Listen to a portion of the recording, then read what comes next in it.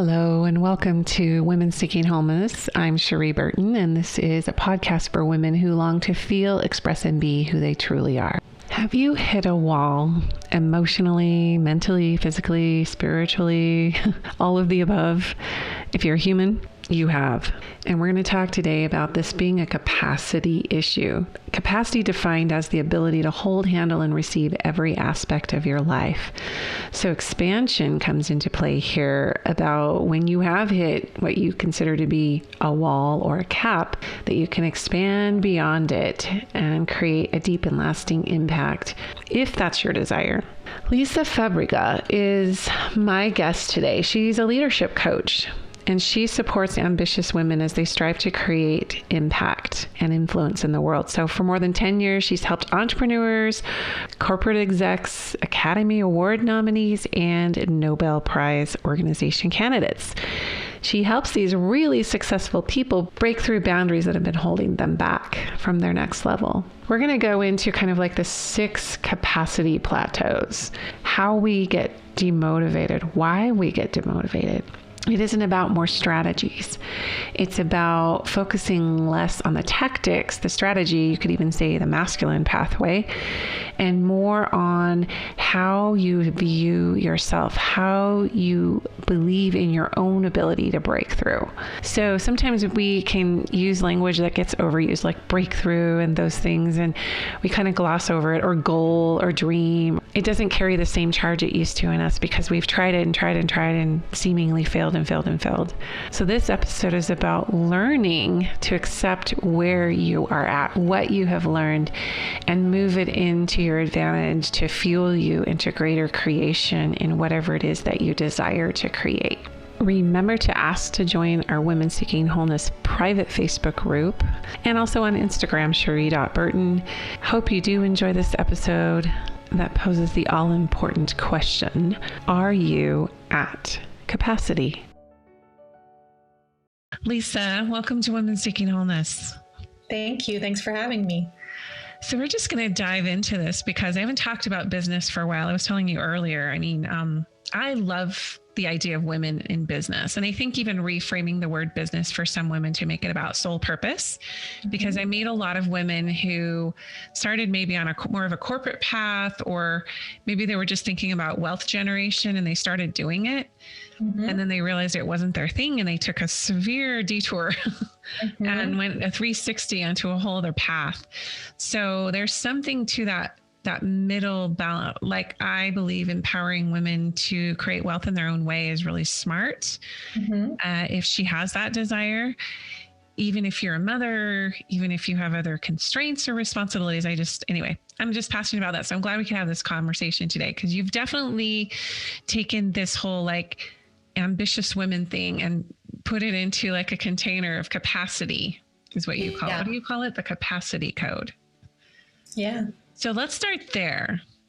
Let's start with identifying for our listeners sort of what that is and how you came upon it, however you want to define that. Yeah. So I started my business, I think the beginning of it was 2008 and then officially in 2010. So I've been doing this for a long time. And one of the reasons I got into the concept of capacity is just from working. I think I've worked with over 70,000 people at this point in one way or another. Wow. And I started to notice patterns. I started to notice that a lot of the people I was working with, because when I first started, I was more of a health coach. This was over a decade ago. But I noticed after a few sessions, the things that when my clients were talking to me about was not their health. It was not, drinking a green smoothie every morning. It was more about the pressures and the overwhelm and the burnout that they were experiencing in their lives. And they were all very ambitious women that I was working with. And even today, I don't just work with business owners. I have corporate women that I work with, artists, auto body shop owners. It runs the gamut. And in particular, the reason capacity is what I do is because I notice that when we're very ambitious and we have big goals and plans for what we want to do with our lives, we tend to go to, all right, well, what's the strategy I need to get there? What's the step-by-step? What strategic expert can I hire? It's going to tell me how to get there with this formula. And we completely forget to ask ourselves, do I have the capacity to match the size of the goal that I'm going after? Yeah, because it can be demotivating. If you're constantly setting these goals, and we'll just say expectations of what maybe the field standards are for their field. Right. And like you said, maybe they're not, it's not that they're not capable, because we don't want to say that, but because I mentor a lot of women in business and have been for the past probably 10, 15 years, and 12 to be exact. And what I noticed is the exact same thing. They feel it. They have this desire. They have the vision even for it. And they're motivated. But when they come back into their daily routine, their daily lives, they become quickly demotivated because they haven't been able to match maybe the emotional side of things. Yeah. Is that what you mean kind of by the capacity?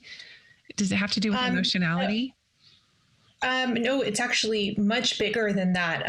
I have a whole framework that I have put together in the last, I think it's been out 12 years for me too, because its capacity consists of many things. But the way I officially define capacity is your ability to hold, handle, and receive every next level of your growth.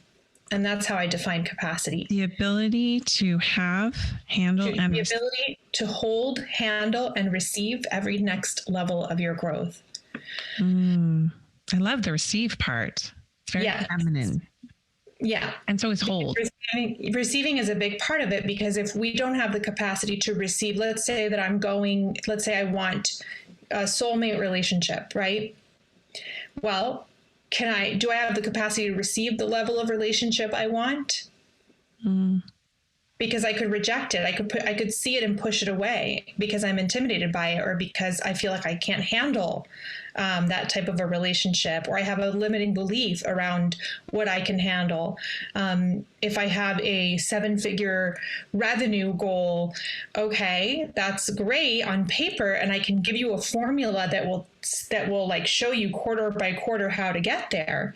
But there are all sorts of challenges that come up on the path to get to that 7-figure revenue goal.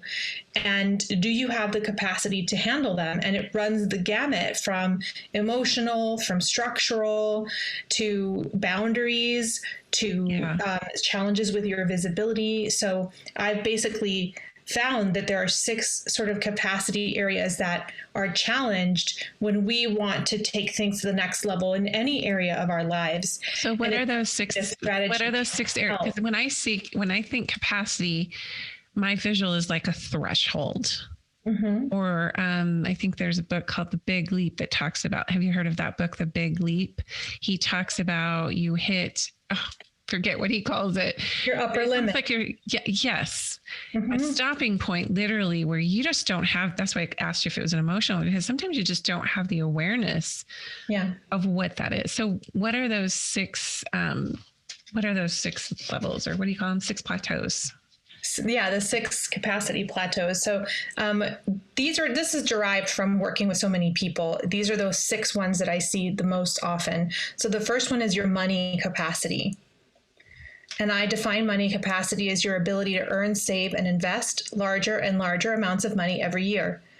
So are you doing that? If not, you might have a money capacity issue.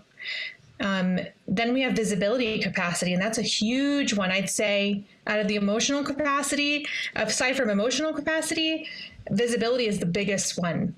And visibility is the ability to allow all of you to be fully seen in what you do. That's so scary. Very scary, especially for women. It's interesting that you're making that the big one, because I have felt for some time that as it relates to women and their feminine needs, we have this great ability to be seen and heard, especially seen, but it's also our greatest need and our greatest fear. Yes. It's like this paradox. Absolutely. A lot of times when I work with people who have visibility capacity deficits, is what I call, and that's the thing that's holding them back. It's that we think that if we allow all of our sides and gifts to be seen, that we'll lose clients, or people will judge us, or loved ones will think we're weird, or we'll get ostracized from our industry. And even it runs the gamut into purposely sabotaging or holding back from opportunities to be more visible, because you're afraid that if you become more visible, that you're kind of going to get swept into like a maelstrom of activity that you can't control. It's like I'm already at my max. And so if I'm really seen, it's going to add to my right. burden. It's just going to be more on my plate that I won't be able to handle. Right. And so I push the opportunities away instead of, well, let me expand my capacity so that I can handle more. And it doesn't mean I'm going to pile my plate with more stuff. It's about what can I hold, handle, and receive. And sometimes that means setting boundaries and releasing some other things that are not important anymore. But I think it is a deep soul need to be seen for who we are.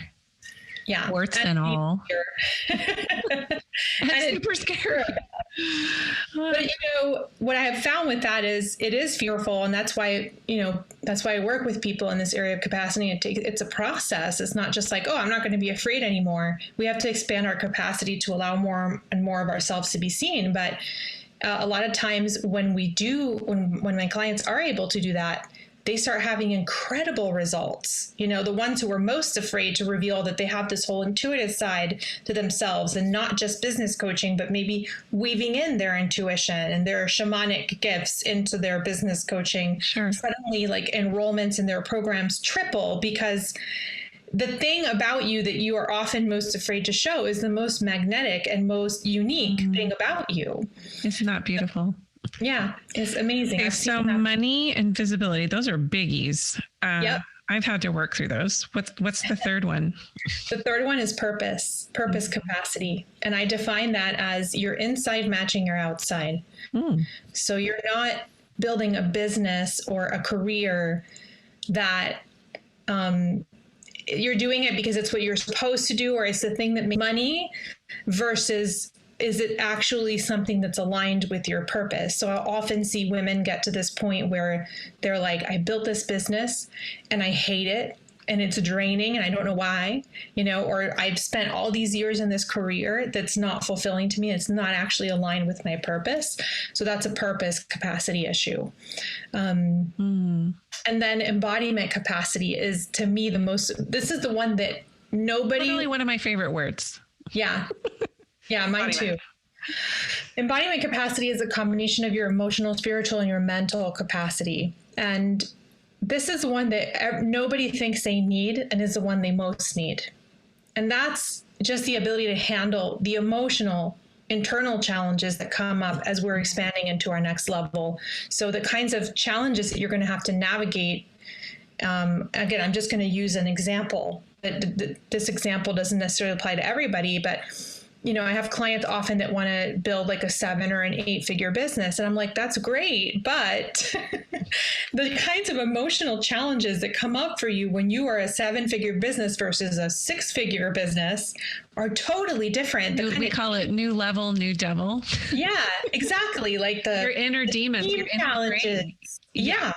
And this, like, the more you expand, sometimes the deeper the old stuff comes up to be challenged, and you need support in that area, because otherwise I've had clients who came to me because they've built these very successful businesses and their marriages fell apart. They became a nervous wreck, anxiety attacks all the time, had to shut the whole business down. I have met many in that burnout.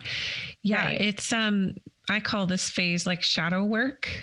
Yes. It's climbing into the underworld, like the descent journey. Some people can categorize that eventually as their dark night of the soul, but that's a needful thing when you're going into your purpose.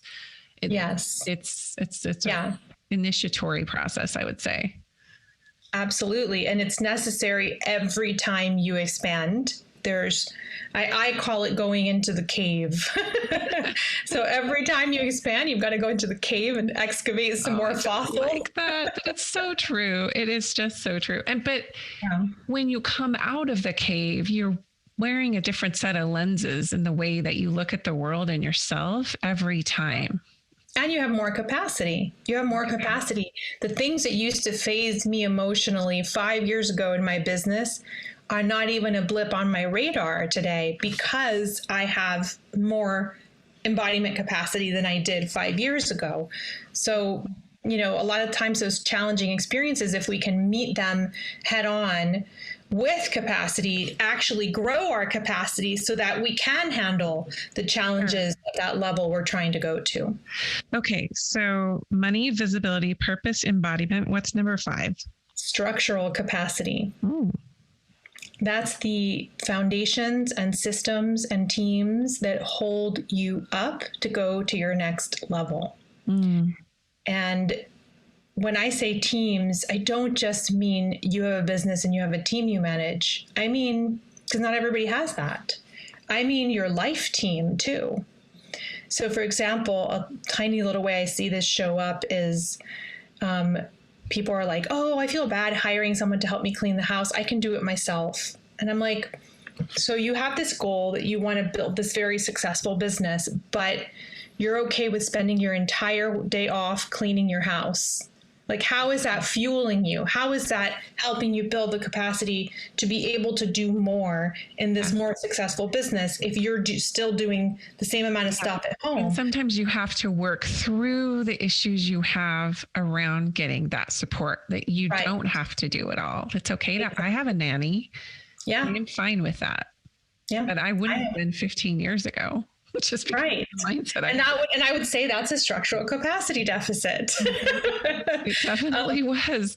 I do think that there is this sociocultural, if you will, ideology that gets perpetuated that women, if they're not doing it all, let's just say at home, and they're coming in there like hiring outside support or something, that there's something lacking.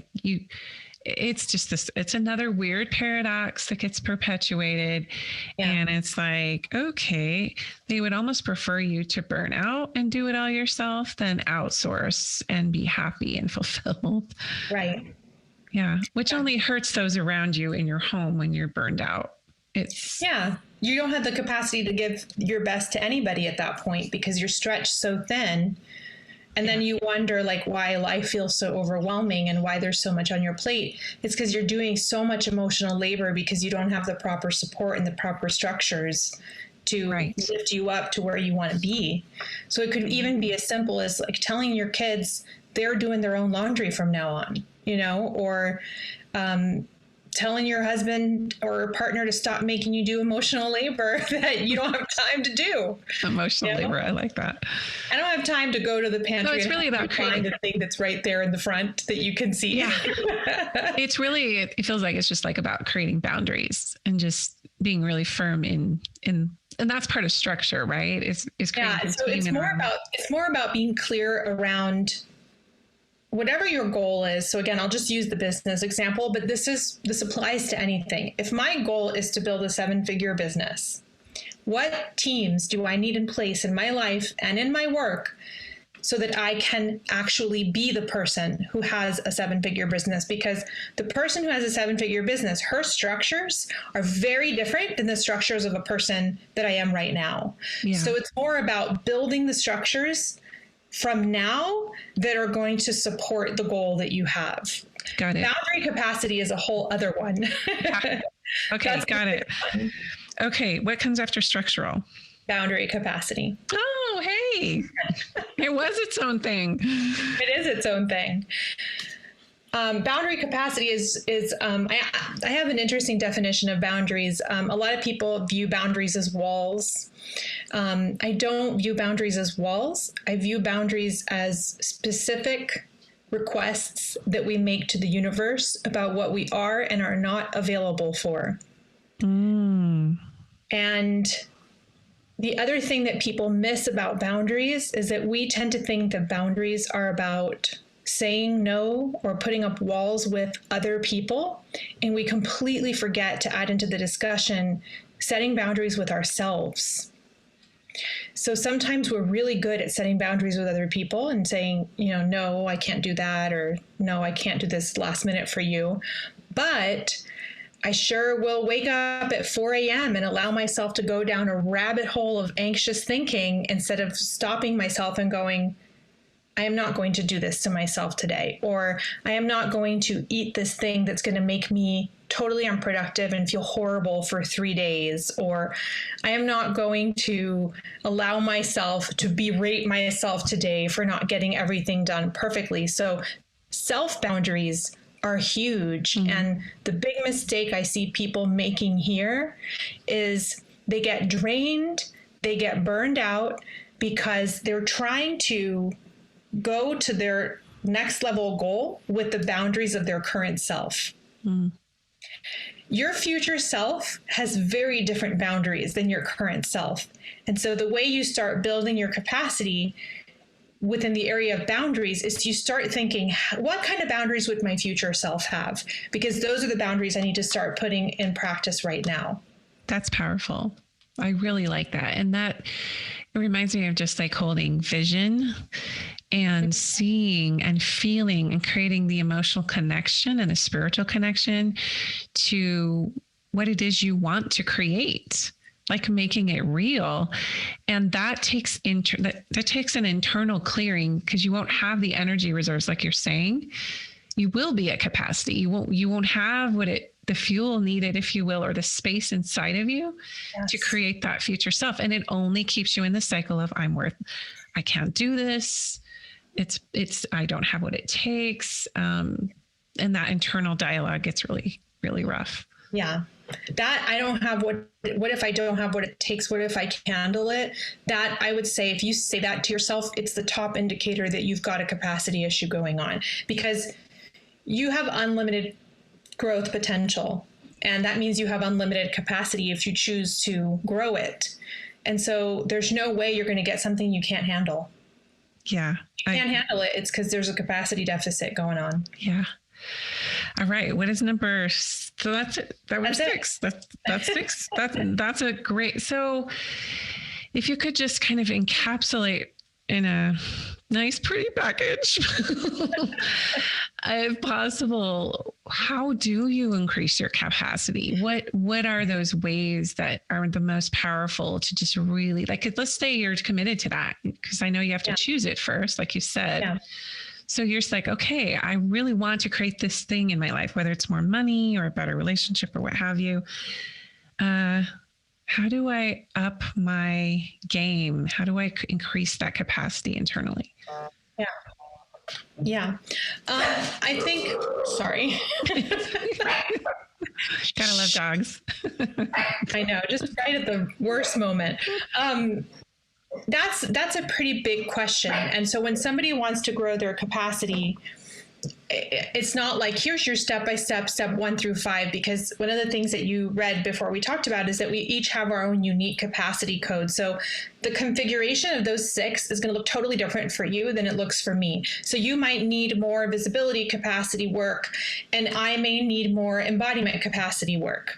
And so the way that those capacities come together for you and me are different, which means that we need different approaches, and we need to work on this capacity first, because the other thing about these capacities is they're deeply interwoven. So a lot of times if I have, let's say, a money capacity issue, when I start working on expanding my capacity to earn, save, and invest more, all of a sudden I might find that my visibility capacity opens up, or vice versa. When I start working on being more comfortable being visible, suddenly I start making more money. So they're very interwoven, and we need to know what our combination is in order to start unlocking more capacity. Mm-hmm. So that's why I love going through these 6, because as you were listening, you can start to go, oh, you know what? So when somebody asks me, how do I expand more capacity? I go, the first step is to be very honest with yourself about what your capacity deficits are. So as you were listening to those 6 capacities, you probably went, ouch, Yeah. over a couple of them.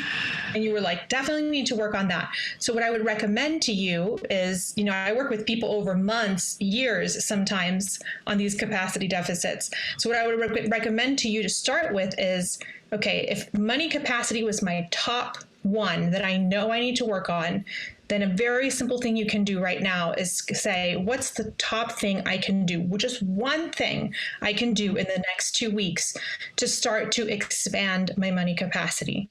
Does that mean looking at my bank balance every day? Does it mean saving more? Does it mean risking a little more and investing more in myself?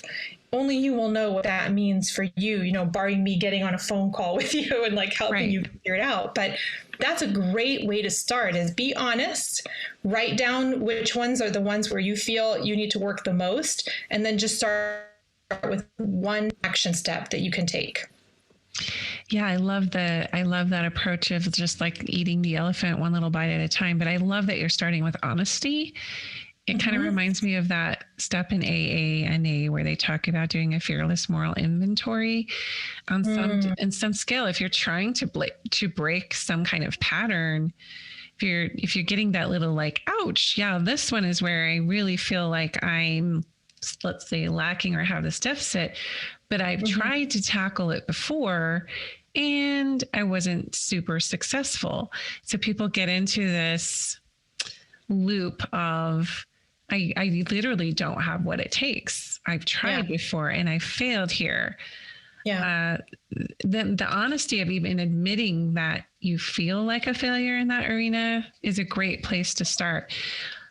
What if someone is literally stuck? Like, let's say they got honest and they just poured it out maybe on paper, and then they listed, maybe here's one area that I feel like I could start to address or tackle. But maybe they have this resistance inside or some subconscious programming, and they just feel stuck. Yeah. That's a capacity issue. That means that you need help. That means you need to hire help. Great. I love that you went there. Yeah. Because we are not, sometimes we just can't see. We can't. And there's no shame in that. We need guides. We need people that can see further ahead for us, or even identify things we can't see. Absolutely. I mean, I always say this to my clients, we can see others better than we can see ourselves, because try to look at yourself. You can't, you have to go to a mirror, and the mirror is reflecting something back to you. So that's not even you looking at yourself. It's a reflection, right? So we can't see ourselves as well as we can see other people, and we absolutely need help. And if you find that, for example, you decide, I'm going to work on my money capacity, but I've tried doing this many times. I've read books. I've gotten the abundance crystals. I've done the meditation. I broke out all the tools. This is all I got. And I always say, because those are strategic approaches. That's not actually working on your capacity, because there's something much deeper going on. If you have that much of a stuckness in that area, there is something much deeper going on. And in that case, the resistance that you're having is what I call wisdom, because the resistance is wisdom, because your body knows that you don't have the capacity to receive more money right now, if that's the one you're stuck on, right? And it doesn't want you to burn out, and your body doesn't want you to get It's saying don't do it because you don't have the capacity for it. So then don't go and buy another crystal or read another book, because you don't need another how-to. There's a deeper work that you have to do so that you can expand your capacity to feel safe receiving that amount of money. And that doesn't happen by reading a book or holding a citrine in your hand or doing a meditation. That's much deeper work that requires outside support and outside vision to reflect things back to you that you cannot see. Super powerful. Well, I know that there are ways that we are subconsciously sabotaging that, as you say, are not in our immediate awareness. And even if we're doing all the things personally, as I've tried to up level in my life, and I've been in business for 20 some years, just as an entrepreneur, it's made all the difference to invest in mentors and guides to shine that flashlight on things I'm not seeing. It's not easy to take in that feedback oftentimes or receive that. That's why I love that your definition is of capacity is the ability to hold, handle, and receive. Because guess what? We've got to get thick skin. We've got to be able to take in this feedback and receive what we need to get to the next level, and unless we want to be eternally frustrated with ourselves. So Lisa, this is great. So how do people find you? Where can they access you online? Yeah. So I am Lisa Fabrega, Fabrega, across all platforms: Instagram, LinkedIn, Facebook, Twitter, You're all over. I'm on everything. But Instagram and Facebook are my usual hangouts. And then my website is the same, lisafabrega.com. And when you go on my website and if you sign up for my email list, I actually have a little video that I send you that helps you get clear on why the things you're trying aren't working and why you're having capacity issues. Perfect. Well, thank you so much. This was really great. I took a ton of notes and I'm excited to watch your video and dive even deeper into this. Wonderful. Thank you. All right. So those 6 capacity plateaus again are: number 1, money; 2, visibility; 3, purpose; 4, embodiment; 5, structural; and 6, boundary. I find it so interesting that we can only give at the level we can receive.